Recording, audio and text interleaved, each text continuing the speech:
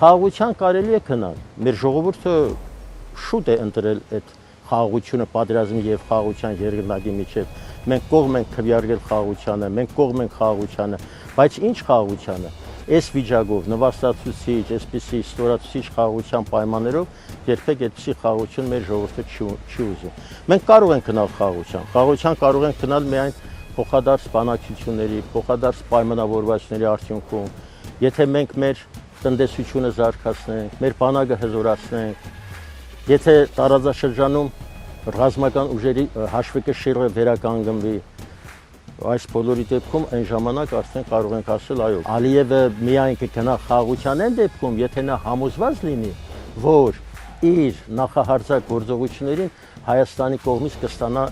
համարժեք պատասխան։ Այդ դեպքում նա կսսկվի եւ կգնա խաղաղության։ Թե չէ այսօրվա խաղաղությունը, որը պրոպագանդում է, քարոզում է իշխանությունները, դա խաղաղություն չի, դա հանձնվել է Ադրբեջանին, թուրք-ադրբեջանական տանդեմին, դա Հայաստանի կորզանում է, դա ապագա չունի։